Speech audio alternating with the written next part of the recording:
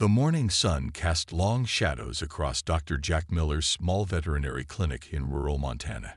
He was just finishing his first cup of coffee when a strange blue light filled his waiting room. At first, he thought it was a reflection from a passing car, but then the light took shape, forming into something, or someone, he had never seen before. Standing in his waiting room was a tall, blue-skinned being wearing what looked like a formal business suit, if business suits were made of flowing liquid metal. The alien's large, silver eyes blinked slowly as it looked around the modest clinic, taking in the worn chairs and the old medical posters on the walls. Dr. Jack Miller. The alien's voice was surprisingly clear, with just a slight electronic echo. I am Representative First Class from the Galactic Zoo Federation. You may call me Rep. Jack set down his coffee mug carefully, wondering if he had accidentally taken some of the dog's medicine instead of his usual headache pills. That's me, he managed to say. Rep pulled out a small device that projected a holographic display into the air. Your reputation precedes you, Doctor.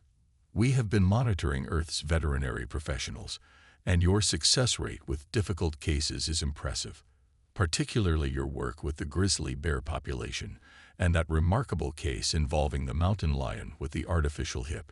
Jack remembered that case well. The mountain lion had been found with a shattered hip after a fall, and everyone said it should be put down. But he had refused to give up, designing a custom replacement joint that allowed the big cat to return to the wild. That was just doing my job, he said modestly. Precisely why we're here. Rep's silver eyes gleamed. The Galactic Zoo Federation operates the largest collection of living specimens in the known universe. We have creatures from over 10,000 worlds. But recently, we've been having difficulties. Jack leaned against his examination table, his curiosity overcoming his initial shock. What kind of difficulties? The Earth species in our care are becoming increasingly problematic. Aggressive behaviors, refusing to eat, unusual social patterns. Our most qualified xenobiologists are baffled. Rep's smooth forehead wrinkled slightly. We have the most advanced medical technology in the galaxy, yet we cannot seem to properly care for simple Earth creatures. A small smile crossed Jack's face. There was nothing simple about Earth's animals, but he could see how advanced aliens might think that way. And you want my help? We are offering you a position as Chief Earth Species Veterinarian at Star Haven Zoo. Full relocation support, obviously. The salary. Rep named a figure that made Jack's eyes widen. Plus all the resources you could need. Jack walked to the window, looking out at the mountains he had called home for all his 50 years. He thought about his small practice, the local farmers who trusted him with their livestock, the wild animals he helped when they were found injured. It was a good life, but simple. What about my clinic? He asked. We have arranged for a replacement veterinarian, should you accept. Dr. Anderson from Seattle has expressed interest in taking over a rural practice. Of course they had thought of everything. Jack looked at the pictures on his wall, himself with various animals he had treated over the years. There was the grizzly bear cub he had raised after its mother was killed by a car, the wolf pack he had helped recover from a disease outbreak, the elderly elephant at the state zoo he had treated for arthritis. When would you need an answer, he asked. Rep smiled, or at least Jack thought it was a smile. The transport leaves in 3 hours. Jack laughed. 3 hours? To decide to leave Earth? Time is somewhat critical, Rep said. Our Earth exhibits are showing increasing signs of distress. Just yesterday, the wolf pack attempted to dig through a quantum-reinforced barrier. Looking around his small clinic one more time, Jack made his decision. After all, a vet's job was to help animals in need, no matter where they were, even if where happened to be on a space station. I'll need to pack some things, he said. Rep's face brightened literally, a soft blue glow emanating from beneath the skin. Excellent. I should warn you though, Doctor. Things at Star Haven Zoo are a bit unusual right now. Jack thought about all the strange cases he had handled over the years. "I'm used to unusual," he said, not knowing just how unusual things were about to become. The transport ship came to a smooth stop, and Jack looked out the window at his new workplace. Starhaven Zoo wasn't just big. It was enormous. The space station looked like someone had taken Central Park and wrapped it around a massive ring in space. Through the clear dome covering the station, he could see Earth's blue sphere in the distance. "Impressive, isn't it?" Rep said, standing beside him. "The station rotates to create Earth standard gravity. Each section recreates a different planetary environment." As they stepped off the ship, Jack was hit by the sounds and smells of 1,000 different species. It reminded him of his first visit to a big city zoo, but multiplied by 100. The air was surprisingly fresh, with a hint of something that reminded him of pine trees. "This way, please," Rep said, leading him down a gleaming corridor. "The director wants to meet you immediately." They passed several alien staff members who stopped to stare at Jack. He noticed they all wore the same liquid metal uniforms in different colors, probably indicating their roles. Some carried devices that looked like medical scanners, while others pushed floating carts filled with what he assumed was animal food. The director's office was high up in a tower overlooking the entire zoo ring. Director Blue, as Rep had called them, was taller than the other aliens Jack had seen, with darker blue skin and 4 arms that moved gracefully as they spoke. "Dr. Miller," Blue said, their voice deep and resonant, "we are in crisis." A holographic display appeared in the center of the room, showing various Earth animals in their enclosures. Jack saw wolves pacing nervously, elephants standing motionless in corners, and bears showing signs of stress. "Watch this," Blue said, pointing to one display showing the wolf enclosure. The scene changed to show a wolf suddenly charging at the invisible barrier, slamming into it repeatedly.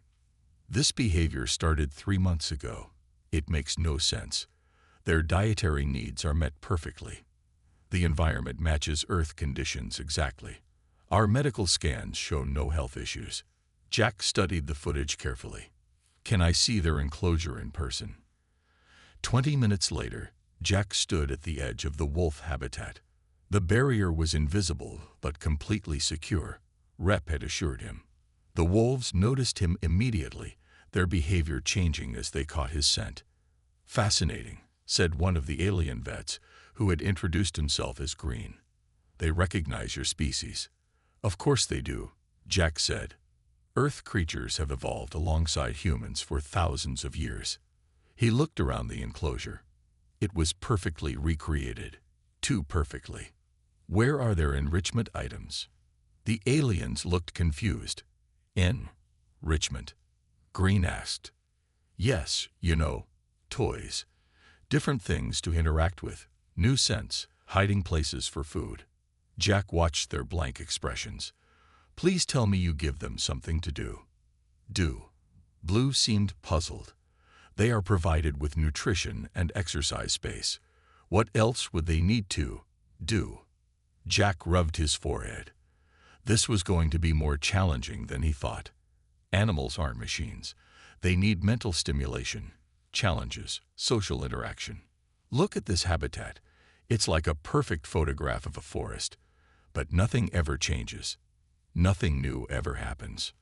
The aliens huddled together, discussing in their own language. Jack watched the wolves, noticing how they kept looking at him.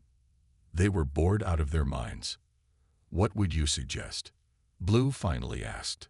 "First, we need to make their environment dynamic, not static.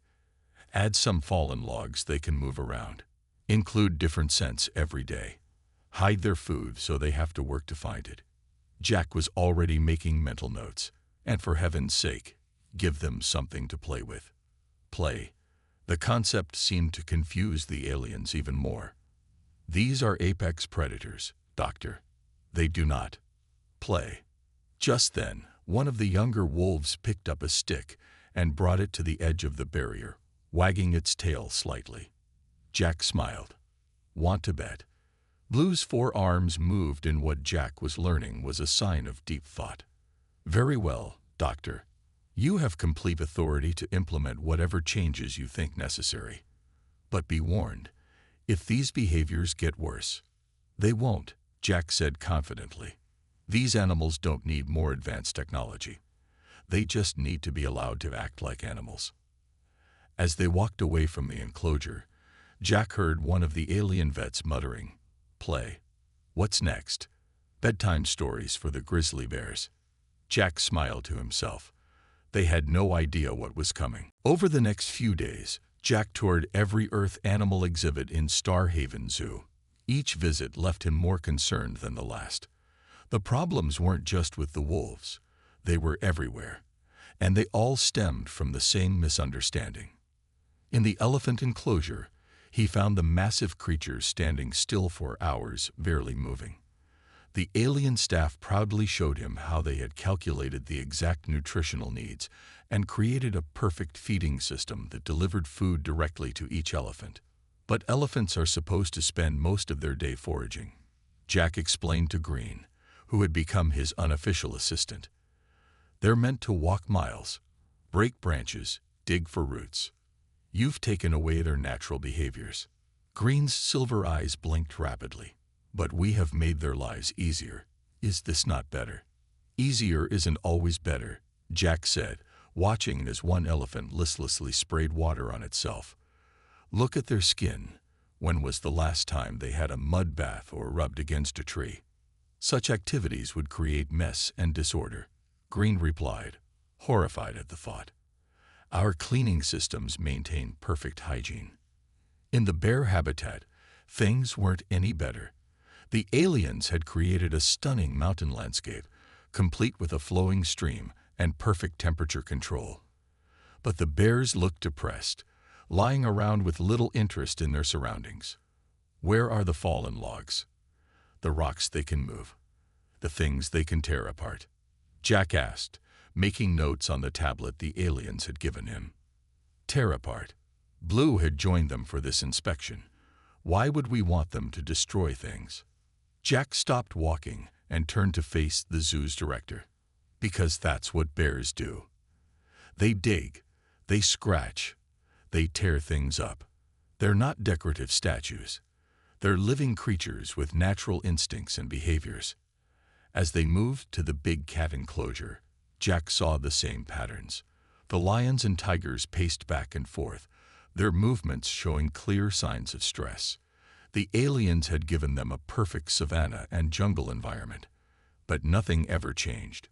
No new scents, no prey movements, not even different weather patterns. Watch this, Jack said. He pulled a small rubber ball from his pocket, one of the few Earth items he'd brought with him. After getting permission from Blue, he tossed it into the tiger enclosure through a small opening in the barrier. The reaction was immediate. The largest tiger, who had been pacing mindlessly moments before, suddenly focused on the ball. Within seconds, the big cat was batting the toy around, rolling with it, tossing it in the air. Remarkable, Green whispered. Its stress indicators are dropping rapidly. This is what I've been trying to tell you, Jack said. Earth animals need stimulation. They need things to do, things to think about. In the wild, they spend their whole day solving problems, finding food, exploring territories, interacting with their environment. Blue's 4 arms moved in complex patterns as they processed this information. But we have removed the need for such struggles. They have no predators here, no competition for food. And that's exactly the problem, Jack replied. You've removed everything that makes their lives interesting and meaningful. Yes, they're safe and well-fed, but they're bored out of their minds.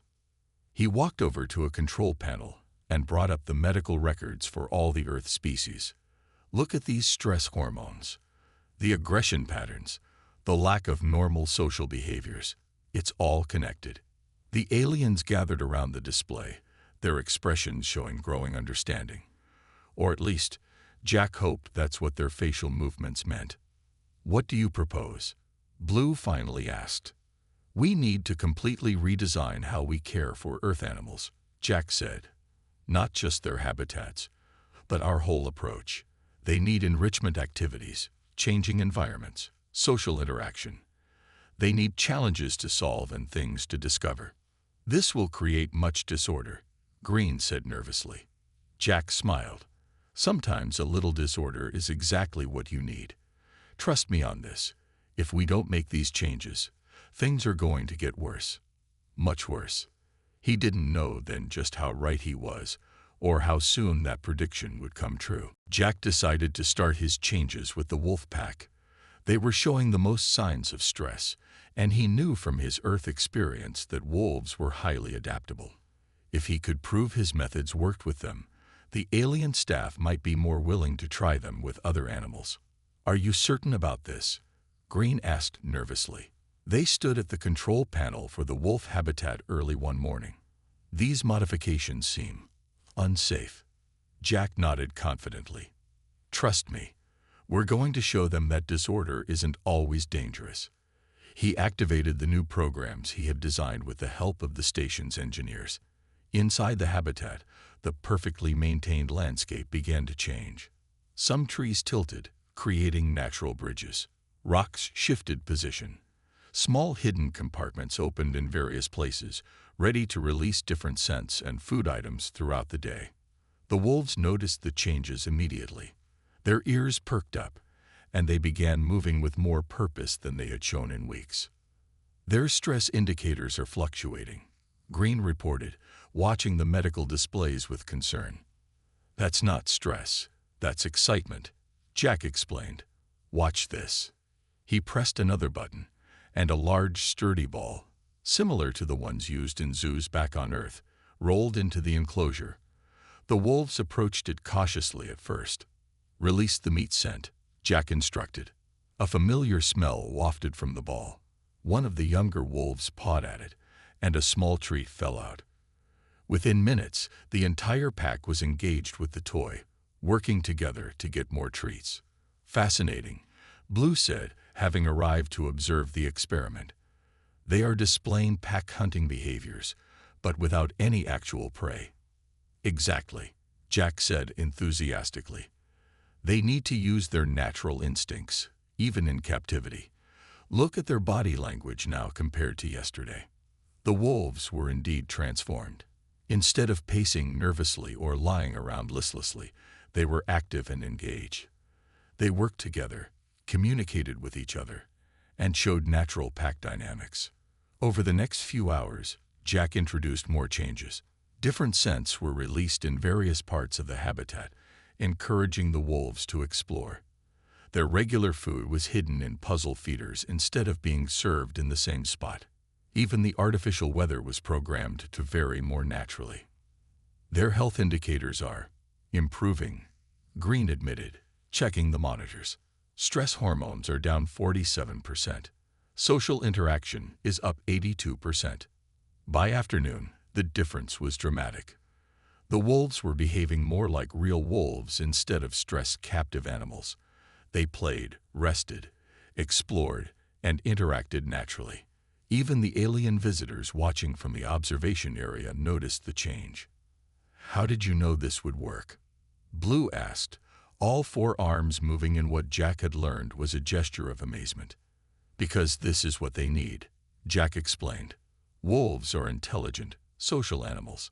In the wild, they spend their time hunting, exploring, solving problems, and working together. We can't give them actual prey to hunt, but we can give them activities that use the same skills and instincts. He showed them the next day's enrichment schedule. See, we'll change the puzzle feeders daily, so they don't get too easy. The scent trails will lead to different rewards. The landscape changes will give them new things to explore. They need variety and challenges. But it's so messy, Green said, watching as one of the wolves dug enthusiastically in a newly added dirt patch. Jack laughed. Life is messy. That's what makes it interesting. As they watched, the alpha wolf let out a howl, something they hadn't heard in months. The rest of the pack joined in, creating a chorus that echoed through the habitat. Now that, Jack said with satisfaction, is the sound of happy wolves. Blue's skin rippled with colors, showing strong emotion. Perhaps we should discuss implementing similar changes in other habitats. Jack smiled. His first success was just the beginning. But as he watched the transformed wolves, he had no idea that their improved mood and energy would soon lead to something much more challenging than a few messy habitats. The success with the wolves led to rapid changes across Starhaven Zoo. Over the next week, Jack worked with the alien staff to modify every Earth animal habitat. The elephants got mud pools and scratch posts. The bears received dig boxes and puzzle feeders. The big cats got moving targets to stalk and chase. Everything was going perfectly, until it wasn't. The morning started like any other. Jack was reviewing the enrichment schedules with Green when all the warning lights in the control room turned purple. Purple? What does purple mean? Jack asked, noticing how Green's skin had suddenly paled to a lighter shade of blue. Multiple containment failures, Green whispered. But that's impossible. Our barriers are quantum locked. They cannot fail. The main screen lit up with alerts. Somehow, the wolves had dug under their barrier, something the aliens had thought impossible. The bears had broken through a weak point in their enclosure's power grid. The elephants had discovered that their scratch posts could be used as battering rams. And the big cats, they had simply waited for the barriers to flicker during a power surge and jumped through.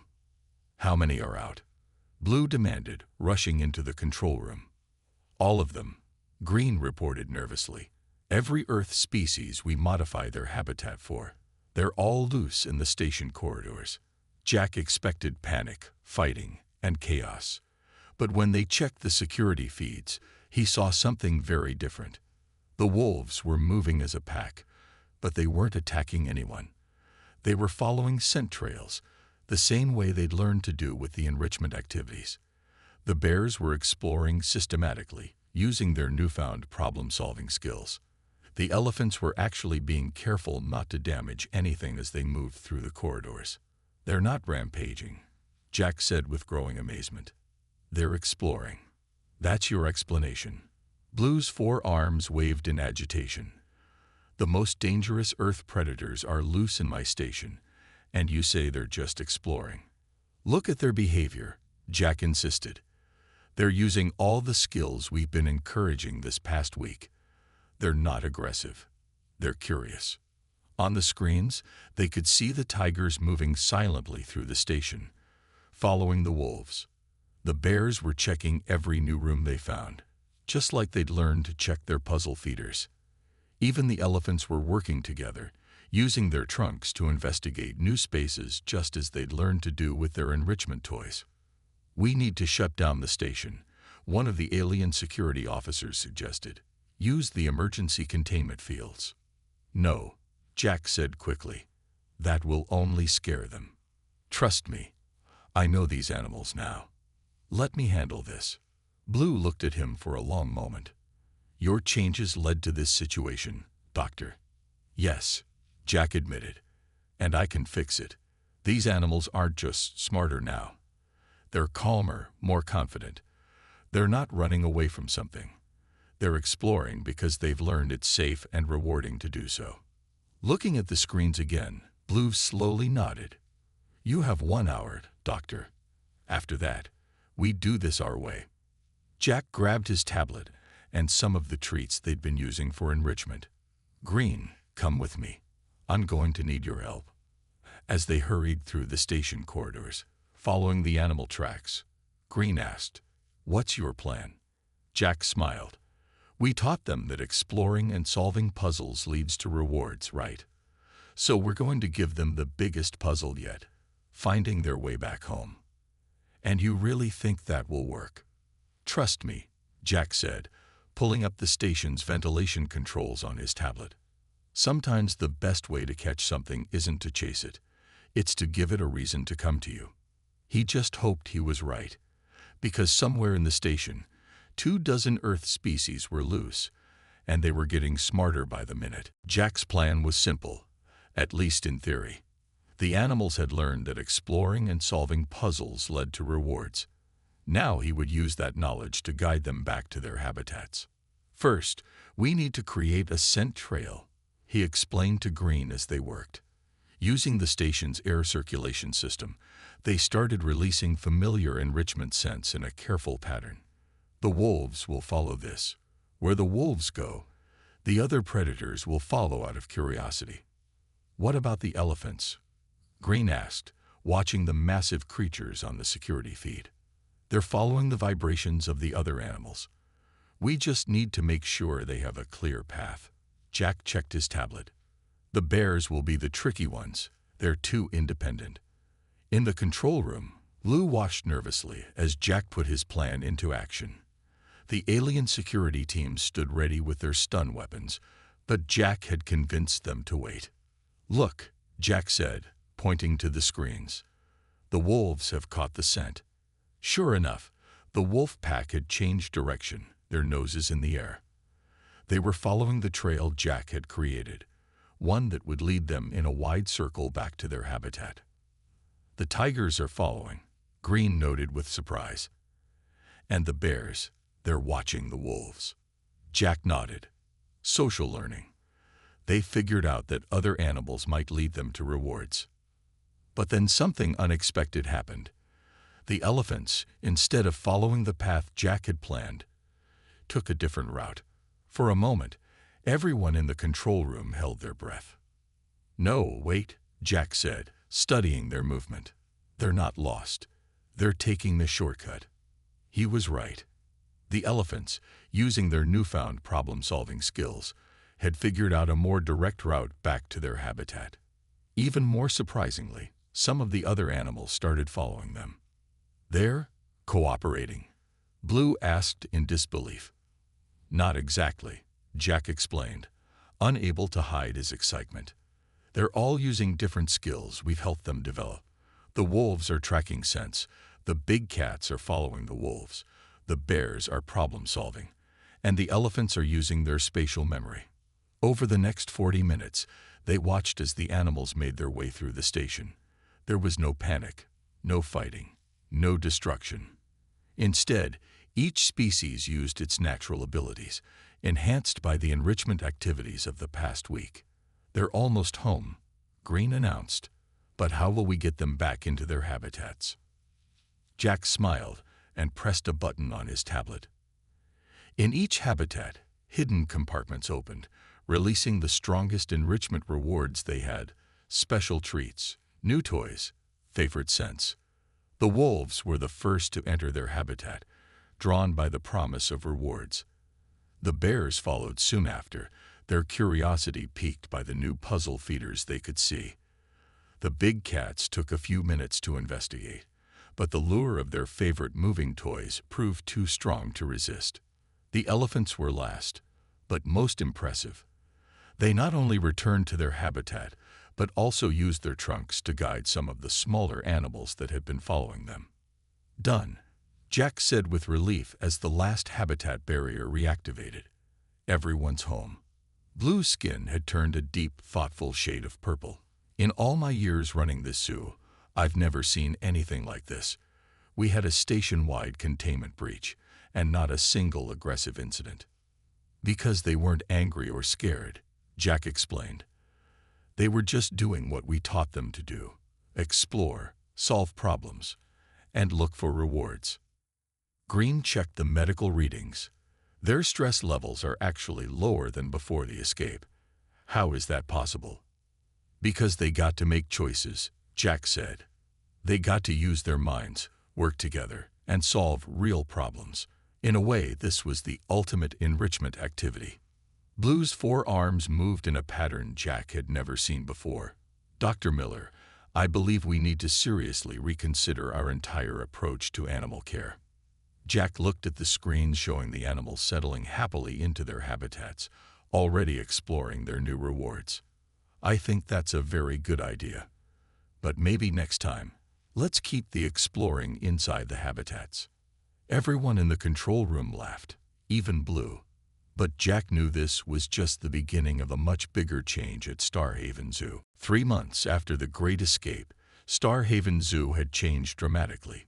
Gone were the perfectly static habitats and rigid feeding schedules. In their place was a zoo that blended alien technology with human understanding of animal behavior. Jack stood with Blue and Green, watching a group of new human interns as they learned to operate the zoo's systems. The young veterinarians and animal behaviorists had arrived last week, part of the zoo's new exchange program with Earth. "The wolves are due for their morning enrichment," one intern announced, checking her tablet. "I've programmed the habitat to create a new scent trail puzzle." "Excellent," Jack said. "And remember, vary the difficulty. We don't want them getting bored." The changes were visible everywhere. The bear habitat now had zones that regularly transformed, giving them new spaces to explore.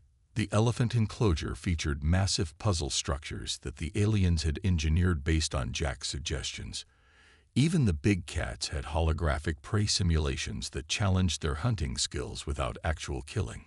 "The latest satisfaction ratings are in," Blue announced, their skin glowing with pride. "Starhaven is now the highest-rated zoo in 3 galaxies." "And the behavioral issues?" Green asked, though they already knew the answer. "0 incidents in the past 12 weeks, Jack replied. Turns out all they needed was a little controlled chaos in their lives. They walked through the newly designed observation corridors, where visitors could watch the animals without disturbing them. A group of alien children pressed against the barrier, watching in amazement as the wolves worked together to solve a complex food puzzle. "To think," Blue said, "we once thought we were being kind by making their lives perfectly ordered. We didn't understand that challenge and change are necessary for well-being." Jack nodded. Every Earth creature, from the smallest mouse to the largest elephant, evolved to face challenges. Take that away, and you take away part of what makes them who they are. They stopped at the new training center, where another group of interns was learning to program the enrichment systems. The room's walls displayed real-time data from every habitat, showing activity levels, social interactions, and stress indicators, all of which had improved dramatically under the new system.